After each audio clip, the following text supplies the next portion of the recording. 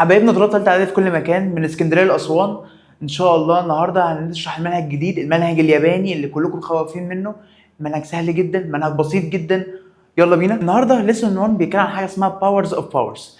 المنهج ده في الحته دي طبعا احنا خدنا حاجات منه قبل كده.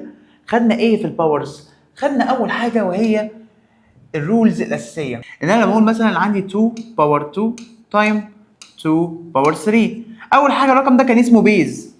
الرقم ده كان اسمه بيز، والرقم ده كان الباور او الاكسبوننت. طب يلا 2 باور 2 تايم 2 باور 3، مش انا عندي هنا بيز وهنا نفس البيز، يبقى بعمل بلس للباور، بحط بيز واحده واعمل بلس للباور، تبقى 2 بلس 3 تبقى 5. يبقى دي اول رول. لما يكون عندي A باور 2 او باور، بلاش باور 2 خليها باور اي حاجه، يعني A مثلا باور B، A باور B تايم A بس باور C مثلا، يبقى بحط A واحده واعمل باور B بلس C. ده كده في التايم. طب لو دخلنا في الديفايد، احنا قلنا في الباور في التايم بعمل بلس للباور. طب في الديفايد طبعا هتبقى باينه. لو عملت مثلا 2 باور 5 ديفايد باي 2 باور 3، يبقى احط 2 واحده واعمل 3 ماينس 5 سوري ماينس 3 تديني 2. طبعا 2 باور 2 اللي هي هتكون 4، وهنا 2 باور 5 اللي هي هتبقى ب 32. طب كده احنا خدنا التايم وخدنا الديفايد. ناخد ايه تاني؟ خدنا تايم ديفايد. كنا عندنا رول اللي هي بتاعت باور عليها باور. لو تقول مثلا 2 باور 3 وقمت عملت كده وعملت باور 5،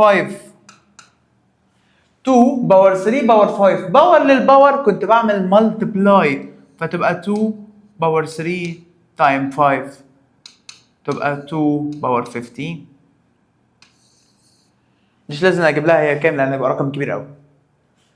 طب احنا كده خدنا اول رول بتاعت التايم، تاني رول بتاعت الديفايد، تالت رول بتاعت الباور عليه باور، اخر رول ودي رول انتوا بتنسوها.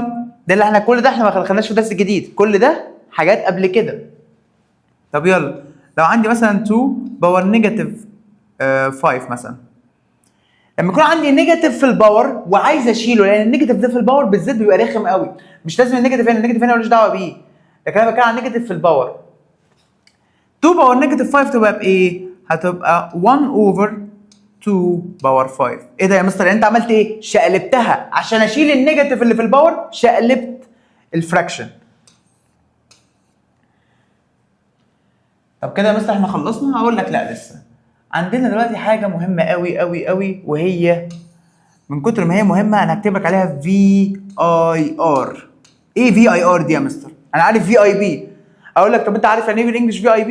VIP يعني very important person. طب دي VIR very important rule.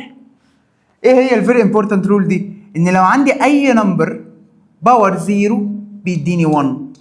اي نمبر هقول لك اي رقم في الدنيا ما عدا رقم واحد، ان النمبر ده البيز دي بتاعتي ما ينفعش تبقى بزيرو. كان نوت بي ايكوال زيرو. لو بقت بزيرو الرول دي مش هتنفع، هتبقى حاجه اسمها undefined، ما خدناهاش لسه ومش هتاخدوها. اوكي؟ يبقى اي نمبر باور 0 بيديني 1، يبقى دي VIR. في عندنا VIP بس مش بيرسون، هتبقى فيري امبورتنت بروبلم. ندخل بقى في اسئله السمبليفاي كده بقى، نبدا ندخل في منهجنا ايه؟ شويه ايه معتمد على الرولز اللي احنا خدناها قبل كده. وافتكروها معايا ايه؟ واحده واحده. اول حاجه في اول مساله عندي هنا 2 باور 11 باور 2، عندي باور وعليه باور، بس هنا دي مساله طويله وكبيره، اقول لك ما تخافش منها. هي مساله فيها فراكشن، الفراكشن ده انا بالنسبه لي بس اهم حاجه هشتغل على النوميريتور لوحده وعلى الدينومينيتور لوحده. يبقى 2 باور 11 باور 2 هيبقى 2 باور 22 باور 22. ليه؟ عشان باور للباور مالتبلاي، ف 2 تايم 11 تبقى 22 تايم 2 باور 3 هتفضل زي ما هي 2 باور 3. طب 2 باور 6 باور 3 باور للباور مالتبلاي، يبقى 2 باور 6 تايم 3 هتبقى 18 تايم 2 باور 4. طب يلا ده هنا تايم وده هنا تايم، قلت هشتغل على النوميريتور لوحده والدينومينيتور لوحده. يلا لما بعمل مالتبلاي بعمل بلس للباور، احنا قلناها في الرولز. يبقى 22 بلس 3 تبقى 2 باور 25. وهنا 18 بلس 4 هتبقى 2 باور 22. ايه ده؟ طب ده ديفايد. شفت كل رول بستخدمها في حته. اول حاجه استخدمت باور للباور، بعد كده المالتبلاي فبعمل بلس للباور، بعد كده في الديفايد بعمل ماينس للباور فتبقى 2 باور 25 باور 25 ماينس 22 هتديني 2 باور 3. يبقى الفاينل انسر بتاعتي هي 2 باور 3. يلا كده نمسح ده كده عشان ندخل على المساله اللي بعدها. ايه هي المساله اللي بعدها؟ في المساله هنا بيقول لي ان انا عندي a باور 4 تايم a باور نيجاتيف 1 باور 4 اوفر a باور 2 باور 5 تايم a باور 5 باور نيجاتيف 2. هنا بقى في المساله زي كده خلي بالي من حاجه. هنا بقى عندي الايه، انتوا كلكم بتخافوا من السيمبلز بس هي سهله وبسيطه، بس انتوا اول ما بتشوفوا ايه ولا اكس ولا واي تحس ان المساله بقت شريره خلاص. لا هي مساله بسيطه جدا. عندي هنا ايه وعندي هنا ايه. اول حاجه باور للباور مالتبلاي، وزي ما اتفقنا في الفراكشن بشتغل على النوميريتور لوحده والدينومينيتور لوحده، بشتغل خطوه خطوه ما تتسرعوش. تبقى ايه باور نيجاتيف 4 وهنا ايه باور 4 اوفر a باور 2 باور 5 تبقى a باور الباور 2 تايمز 5 تبقى 10 تايم a باور 5 باور نيجاتيف 1 باور نيجاتيف 2 تبقى a باور نيجاتيف 10. طب يلا، او خلينا بدل ما نعملها بلس هنا خلينا نعمل كل هنا. يلا a تايم a دي a باور 4 ودي a باور نيجاتيف 4. ايه ده؟ هعملهم بلس 4 بلس نيجاتيف 4 ده رقم، والانفرس بتاعه الاديتيف انفرس بتاعه لو فاكرين حاجه زي كده يبقى ده a باور 0. طب يلا واللي تحت ده 10 ونيجاتيف 10 برضه يا مستر، يبقى a باور 10 بلس نيجاتيف 10 رقم والانفرس بتاعه يبقى a باور 0. يبقى 1 على 1 تبقى 1. سهله وبسيطه. دي الفي اي ار، دي الفي اي ار اللي قلت عليها، اي رقم باور 0 ب 1. بس طبعا شرط ان الاي دي ما ينفعش تبقى بزيرو. المفروض هو يكون موضح حاجه زي كده في المساله، بس ساعات ما بيوضحهاش يعني. المهم بس احنا كده كده لازم نكون فاهمين. يلا برضو عندي مساله كده كل مدى هتلاقي ان انا بكبر لك في المساله بصعبها سنه عشان تيجي في اخر المساله تحس ان في اخر مساله في اخر درس تحس انها صعبه جدا، بس انت عشان خدتها ستيب باي ستيب بتلاقي الدنيا سهله وبسيطه. يلا x باور 2 باور نيجاتيف 3 تبقى x باور نيجاتيف 6. عملنا تايم نيجاتيف 1 تايم نيجاتيف 2 ولا تايم 2 تبقى نيجاتيف 2. اكتبها كده.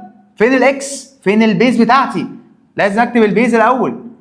يلا هنا تايم مفيش اي باور عليه باور، فاكس باور نيجاتيف 3 تايم اكس باور نيجاتيف 4 احط اكس واحده، ونيجاتيف 3 تايم نيجاتيف 4 تبقى نيجاتيف 7.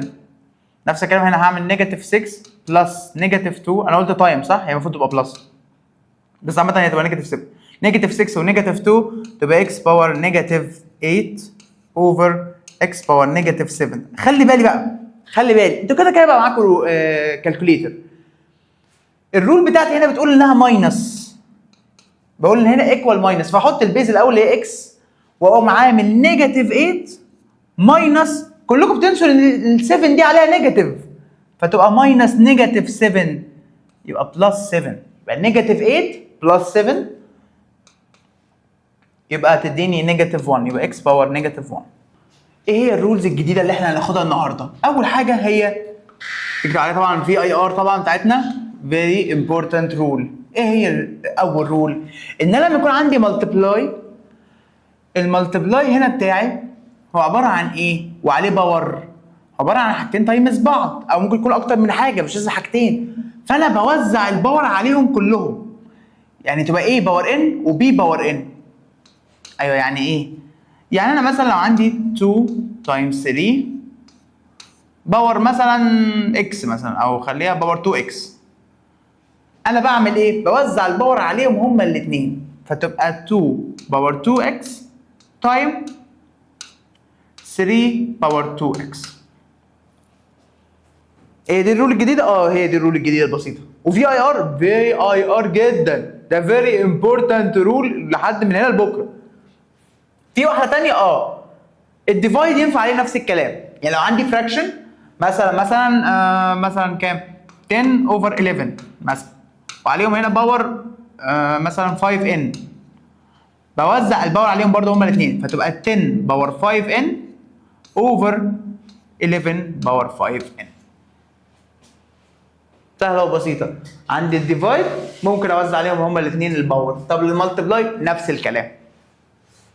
طب يلا كده نخش على حاجه جديده غير لما ناخد اكزامبل. يلا عندي هنا باور 3، زي ما قلت لك هو مش لازم يكون رقم واحد او حاجه واحده، لا انا ممكن عندي اكتر من حاجه. طب ما يلا كده نوزع الباور عليهم كلهم.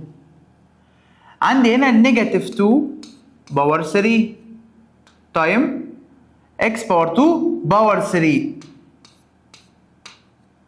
بعد كده واي باور 3، بعد كده تايم دي خليها كده شبه ايه؟ شبه النجمه كده عشان ما تتلخبطوش منها.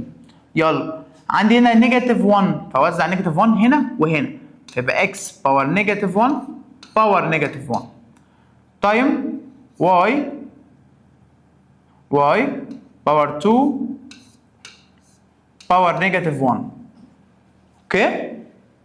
يلا نيجاتيف 2 باور 3 هعملها على الكالكوليتر او اعملها بدماغي، يعني هعمل نيجاتيف 2 تايمز نيجاتيف 2 تايمز نيجاتيف 2 فتديني نيجاتيف 8.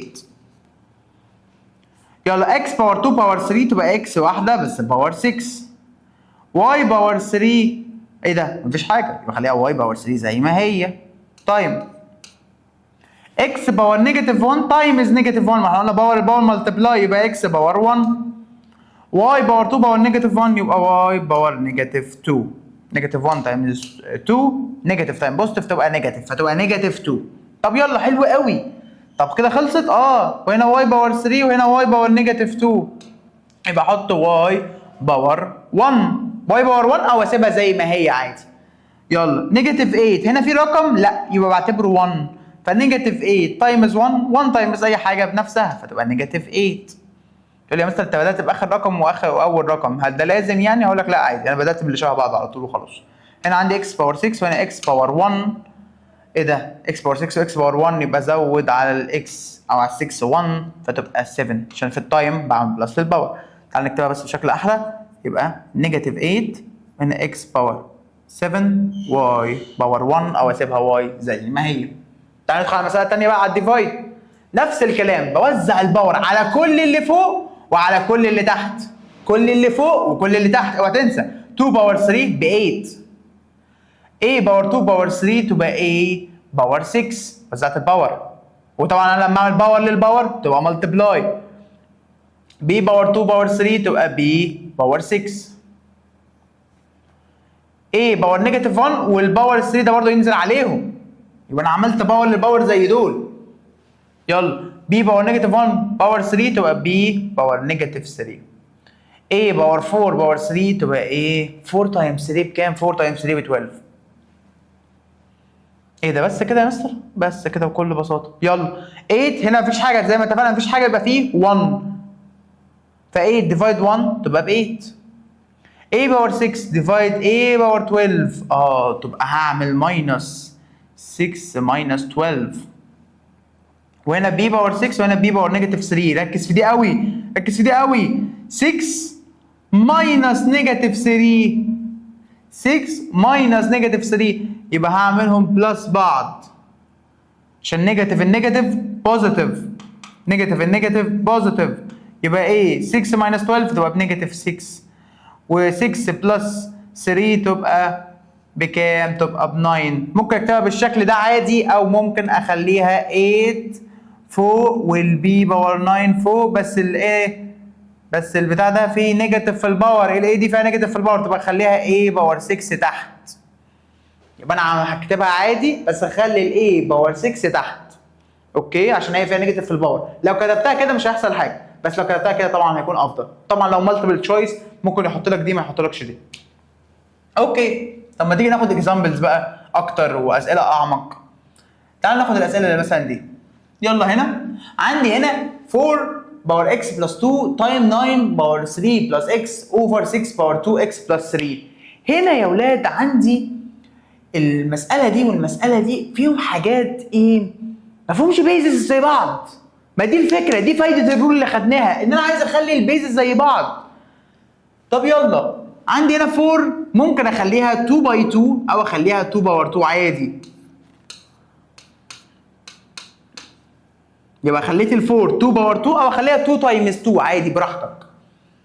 طب يلا عندي هنا 3 عندي 9 سوري باور 3 باور 3 بلس اكس، ممكن اخليها 3 باور 2 باور 3 بلس اكس اوفر.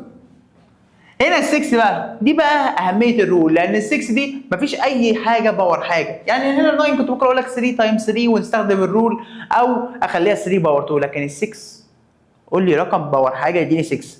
4 باور 2 ب 16، 3 باور 2 ب 9، 2 باور 2 ب 4، مفيش رقم هول نمبر رقم انا وانت نعرفه يديني ايه باور حاجه يديني 6. فانا ال 6 دي هخليها 2 تايمز 3 واوزع الباور عليهم، يبقى 2x بلس 3 اوزع الباور هنا واوزع الباور هنا، فتبقى 2 هنا بقى باور للباور بعمل ملتبلاي، بس ده هنا عندي بلس في الباور، فانا هوزع كاني بوزع براكت من ايام تانية اعدادي واولى اعدادي، لما باخد نمبر بعمله تايم في البراكت بوزعه جوه كل اللي جوه البراكت ده بوزعه عليه، فتبقى 2 باور 2 في x تبقى 2x، و2 تايم 2 تبقى 4، وهنا هوزع ال 2 هنا وهنا فتبقى تايم 3 باور 2 باور 3، يبقى هعمل 2 تايمز 3 تبقى عشان باور ملتبلاي تبقى 2 تايمز 3 تبقى 2 تايم 3 ب 6، بعد كده بلس 2x عملت 2 في الاكس، بعد كده نفس الكلام هوزع الباور هنا وهنا، بس ده هنا بقى هينزل باور عادي مش هعمل له ملتبلاي ولا حاجه، هو بس هينزل على الرقم هيبقى باور على الرقم على طول. تايم 3 باور 2x بلس 3. هو السؤال ده اصلا كان طالب ايه اصلا؟ كان طالب سمبليفاي عادي جدا، فهو عايز يعمل ديفايد بس، فلما اعمل 2 باور 2x بلس 4 ديفايد هنا 2 باور 2x بلس 3، اول حاجه 2x وال 2x هتروح مع بعض، يعني ليه؟ لان هعمل برضه عشان تبقوا ايه فاهمينه معايا، هي 2 باور 2x بلس 4 ماينس الباور ده لان عملت ديفايد، فالديفايد هعملهم ماينس، فماينس 2x بس لا مع ماينس ده وماينس ده كمان يبقى ماينس 3. تايم ال 3 دي نفس الكلام، هحط ال 3 واحده واعمل 6 بلس 2x، طبعا مش لازم اوفر، اخليها خطوه واحده واعملها ماينس على طول، فتبقى ماينس 2x بس لا وال 3 دي كمان فتبقى ماينس 3 بس كده. يلا يا مستر 2x ماينس 2x هتروح مع بعض، 4 ماينس 3 تبقى 2 باور 1 تايم 2x هتروح مع نيجاتيف 2x 6 ونيجاتيف 3 تبقى كام؟ تبقى 3 باور 3 ب 27 و2 باور 1 ب 2، اعمل بقى 27 تايمز 2 دي على الكالكوليتر وهتبقى مساله سهله وبسيطه. يبقى على كل ستيب بتأدي ان انا استخدم فيها رول، ممكن تبقى بتاعت الرول بتاعت الفي اي ار الجديده او الرول القديمه. طب ما تيجي نحل مساله ثانيه، دي سهله وبسيطه بس شكلها يخض، كلكم بتشوفوا الروت تتخضوا، ولا تتخضوا ولا حاجه، روت 5 وروت 5، احط روت 5 واحده واعمل بلس للباور، ما هي دي روت 5 كانها اكس واكس عادي، فيها ايه؟ احط 32 بلس 1 تبقى 33 اوفر. هنا في باور اود، الباور الاود بيعمل ايه في النيجاتيف؟ بيطلعه بره، فيبقى النيجاتيف وهنا روت 5 باور 5 كده بس كده مثلا هنا بوزيتيف ديفايد نيجاتيف فتبقى نيجاتيف، واحط روت 5 واحده واشوف بقى 33 ديفايدد 5 هتديني كام؟ ديفايدد؟ ده انت مش مركز خالص، مش مركز خالص، دي ديفايد، بعمل ديفايد للباور وبعمل ماينس، 33 ماينس 5 هتديني 28. مسألة مهمة جدا جدا جدا وسهلة جدا، بس كلكم بتتلخبطوا او بتتخضوا لما بتشوفوا روت. هنا بيقول لي 36 باور ان و5 باور 2 ان ديفايد 30 باور 2 ان، برضه نفس المشكلة اللي في المسألة الأولى، مفيش رقمين عارف اوصلهم لبعض، فلازم افك. ال 36 دي ممكن اخليها 6 باور 2. انا لازم تبقى حافظ الارقام الباور 2 والباور 3 على الاقل الرقم 6.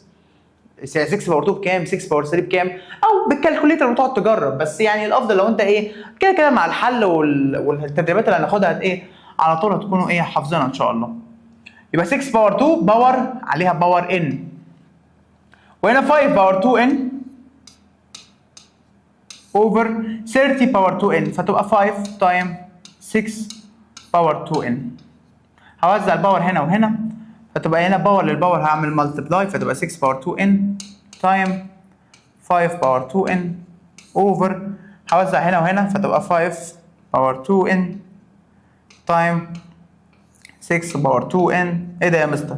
ده 6 باور 2 ان و6 باور 2 ان كنسل كنسل، 5 باور 2 ان و5 باور 2 ان. ايه ده؟ مفيش حاجه خلصت كده خلاص المساله خلصت مفيش حاجه؟ اقول لك لا، مفيش انسر او مفيش حاجه فاضله، يبقى فاضل لك 1 رقم ديفايدد نفسه، فالرقم لما بعمله ديفايد نفسه يبقى الانسر بتاعي ب 1. بصوا هنا يا ولاد بقى في المساله دي هنصعب المساله سنه زي ما قلت لكم كل شويه هصعب ايه حته في حته كده. اول حاجه بنديني هنا 9 باور 2 ان ماينس 1، وهنا 18 باور 1 ماينس 4 ان اوفر 36 باور 2 ماينس 3 ان. هنا بيقول لي simplify to the simplest form. بعد كده هات النيوميريكال فاليو لما تحط لي ان ب 2. تمام؟ طب يلا عندي هنا 9 و18 و36. واحد يشوف ال 36 انا حافظها 3 باور 6 باور 2 وال9 تبقى 3 باور 2 هي كمان. اقول له لا اصبر اصبر كده، قلنا اشتغل على النوميريتور الاول بعدها الدينومينيتور بعدها نشوف الدنيا. اول حاجه ال9 سيبها دلوقتي، انا اللي بقول لك سيبها. هتقول لي مثلا لو ما سبتهاش اقول لك مش هتغلط بس هتصعب عليك المساله شويه. انا عندي 18 دي شفتها، 18 دي ملهاش اي رقم باور رقم، بس 18 ممكن تبقى 9 تايم 2، فسهلت على نفسي مسالتي بقت باور كمان ايه 1 ماينس 4 ان. ايه ده؟ طب وال 36 واحد برضه هيجري لي يقول لي 6 باور 2 زي اللي فات ده، اقول له اصبر ما دي 9 ودي 9 وانا عارف ان ال 36 هي عباره عن 9 تايم 4، فليه اجري على طول على 6 باور 2 واترخم معايا مسالتي وهقعد في الاخر اقوم راجع وايه ومغير ارقامي؟ طب واحده واحده نفكر الاول قبل ما نتكلم، نفكر قبل ما نكتب. طب يلا تعالى كده. طبعا هنا هوزع الباور هنا وهنا، بعد كده هوزع الباور هنا وهنا، بس الايه الفور دي عباره عن ايه؟ انا ممكن اشيلها دي بقى اقول له ايه فكرت كده كويس وايه الفور دي اخليها الرقم اللي انتوا حافظينه كلكم اللي هي 2 باور 2 باور 2. طب يلا هنا عندي 9 باور 2 ماينس 1 وهنا 9 باور 1 ماينس 4 ان تبقى 9. هكتب الاولى زي ما هي 2 ماينس 1 تايم هوزع الباور هنا وهنا فتبقى 9 باور 1 ماينس 4 ان تايم 2 باور 1 ماينس 4 ان اوفر هوزع الباور اللي فوق ده على ده وعلى ده فتبقى 9 باور 2 ماينس 3 ان تايم 2، وهنا ال 2 دي هوزعها ايه؟ هوزعها ده في ده، هوزع ده وده فتبقى 2 تايم 2 تبقى 4 و2 تايم نيجاتيف 3 تبقى نيجاتيف 6 ان. ايه ده بس كده؟ واوزع بقى اشتغل بقى على النوميريتور لوحده والدينومينيتور لوحده. كده الدينومينيتور خلص. النوميريتور بقى هعمل فيه ايه؟ هنا عندي 9 و9 فاحط 9 واحده، احط 9 واحده واعمل بلس للباور 2n ونيجاتيف 4n تبقى نيجاتيف 2n. نيجاتيف 1 و1 هيروحوا مع بعض فايه تايم التايم دي خليت 2 زي ما هي 1 ماينس 4n اوفر دي 4 مش 9، وهنا هحط ال 9 زي ما هي 9 باور 2 ماينس 3n تايم ال 2 باور 4 ماينس 6n. اوكي طب ما تيجي بقى يلا نعمل ديفايد. لما هعمل ديفايد هنا ال 9 مع ال 9 هنا ال 9 مع ال 9 خلينا نكتبها هنا 9 و9 هحط ال 9 زي ما هي بيز واحده، بعمل الماينس في ايه؟ في الباور نيجاتيف 2n وهنا نيجاتيف 3n. لما اجي اعمل ماينس يبقى ده هيبقى بلس وده هيبقى نيجاتيف. نيجاتيف 2n بلس 3n يبقى يتفضل لي n واحده. هنا في رقم؟ لا، كانها 0. 0 ماينس 2 فتبقى نيجاتيف 2. طيب احط ال 2. 1 ماينس 4، خلي بالك ده هيبقى ماينس وده هيبقى بلس. ليه؟ عشان بغير النيجاتيف ده كله، النيجاتيف اللي تحت كله. ف 1 ماينس 4 تبقى نيجاتيف 3.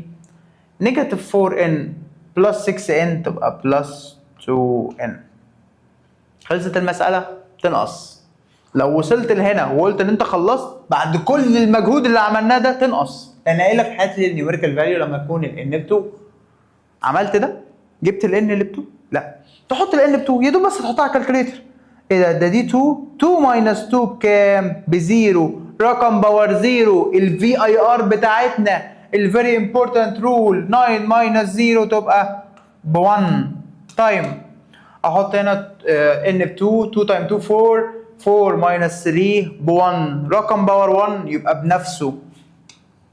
رقم باور 1 بنفسه. 2 باور 1 تبقى 2. 2 تايمز 1 تبقى 2. تعبنا كل المسألة دي وفي الآخر الرقم طلع 2. رقم صغير جدا. يلا بينا على المسألة اللي بعدها. مسألة من المسائل اللي بتخضكم، حتى ايه عاملها بلون مختلف شوية عشان عارف انتوا بتتخضوا منها، بتاعت الايه الأرقام اللي بيبقى فيها روت. بس هي مسألة سهلة وبسيطة برضه. انت الروت ده اعتبره كأنه اكس، كأنه ايه، كأنه بي. انا عارف انتوا بتتخضوا منهم برضه بس بتتخضوا منهم أقل شوية. يلا بينا. هحط هنا نيجاتيف 3، نيجاتيف روت 3. باور للباور هعمل له ملتبلاي، نفس المسألة هي 3 تايم 5 تبقى 15 تايم نيجاتيف 3 سوري روت 3 انا اسف سوري باور نيجاتيف 4 و3 فتبقى نيجاتيف 12 اوفر روت 3 برضه زي ما هي. باور للباور اعمل له ملتبلاي 2 تايم 3 تبقى 2 تايم 3 تبقى ايه؟ تبقى 6. بس كده المسألة خلصت؟ اقول لك لا، ركز. اول حاجة هنا كلهم زي بعض ما عدا دي، بس ده هنا باور اود، فالباور اود هيطرد لك النيجاتيف ده بره، فانت تقوم شايله كده وتقوم انت حاطه بره. ايه ده يا مستر؟ ده كده كلها بقت زي بعضها. هنا روت 3 روت 3 روت 3. طب يلا بس كده. بس كده. احط هنا روت 3 15 ونيجاتيف 12 تبقى 3 اوفر هنا روت 3 باور 6 زي ما هي. هعمل ايه؟ هعمل ماينس للباور فتبقى روت 3 باور 3 ماينس 6 فتبقى روت 3 باور نيجاتيف 3. هتحسبها بالكالكوليتر وشوف هيطلع لك كام بكل بساطة. اوكي، تعالوا ندخل في المسألة اللي بعدها. لا، المسألة اللي بعدها دي عليكم انتوا. المسألة اللي بعدها دي اللي هيحلها هديله جايزة. دي هنا 5 باور 4 باور نيجاتيف 2 تايم 5 باور 3 باور 3 اوفر 5 باور 2 باور 2 تايم 5 باور نيجاتيف 2 باور 3. اللي هيحلها ويبعتها لي على الواتساب هيبقى ليه جايزة كبيرة جدا. طبعا الواتساب اهو بتاعنا اهو. اللي هيحلها ويبعتها لي هيبقى ليه جايزة كبيرة جدا جدا جدا.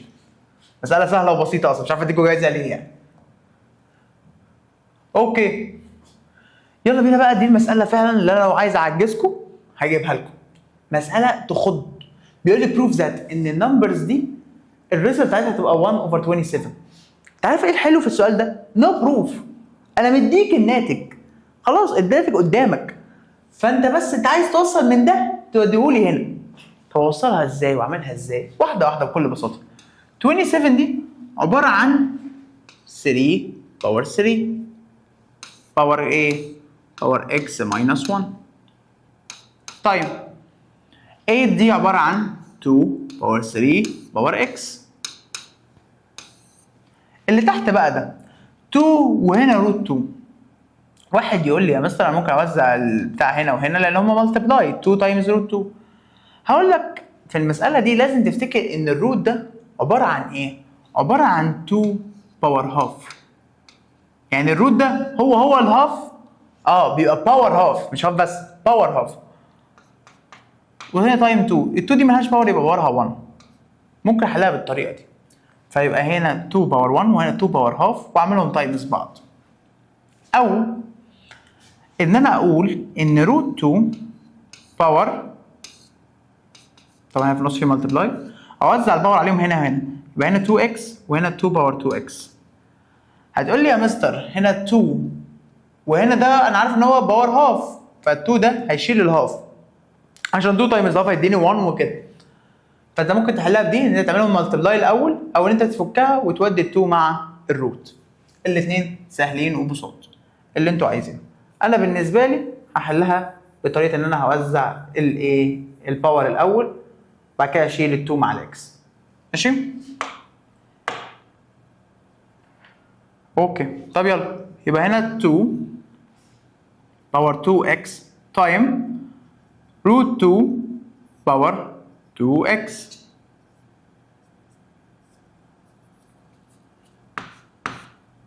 ثواني بس عشان هو مهنج شويه. اوكي. وهنا يلا 3 برضه نفس الكلام، 3 روت 3 هعملها زي هناك، تبقى 3 باور 2x تايم روت 3 باور 2x. اوكي. خلصت المسألة؟ لا لسه، ده احنا لسه بنبدأ، انت وصلت ل 1 اوفر 27، لما توصل ل 1 اوفر 27 يبقى انت خلصت. انا لسه ما خلصتش. يلا 2 باور 2x اخليها زي ما هي، بس هنا ثانية واحدة.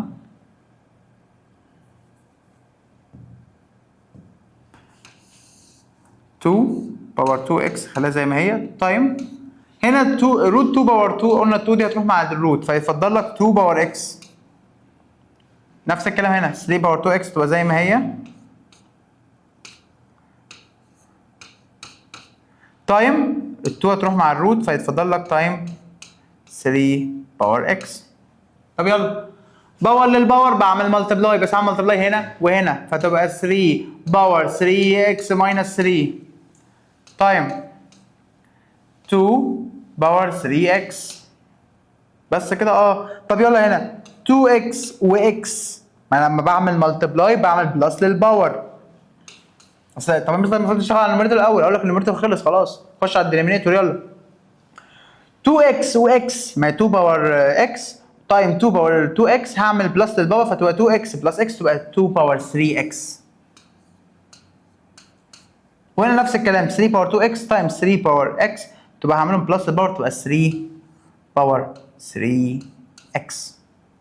ايه ده، دي جميله قوي. طب يلا هنا 2 باور 3x تايم 3 باور 3x ماينس 3. ايه ده؟ 2 باور 3x هتروح مع 2 باور 3x، ما هما زي بعض، كنسل يلا على طول. واخد ال 3 هنا بدل هحط 3 واحده واعمل ماينس للباور فتبقى 3x ماينس 3 ماينس 3x. ايه ده؟ 3x ماينس 3 حطيتها زي ما هي وعملت ماينس للي تحت. ايه ده؟ طب ثانيه واحده 3x ماينس 3x هيروحوا مع بعض، يبقى فاضل لي ايه؟ فاضل لي 3 باور نيجاتيف 3 اللي لما احطها على الكالكوليتر او افتكر ان هي 1 اوفر 3 باور 3 اللي هي 1 اوفر 27. وصلت اللي انا عايزه. مسائل البروف دي يا ولاد على قد ما هي بتبقى مسائل رخمه على قد ما انت بتبقى مبسوط لان انت عارف الناتج. فانت مش عكس باقي الامتحان، يعني انت لو حليت ووصلت للناتج، طبعا لو انت عامل الستبس صح ما عملتش ستبس في النص كده اي كلام وخلاص، فانت تبقى واصل للناتج فتبقى اسهل حاجه. ان شاء الله اشوفكم في فيديو جديد لما نشرح ليسن 2 في يونت 1 في ثالثه اعدادي.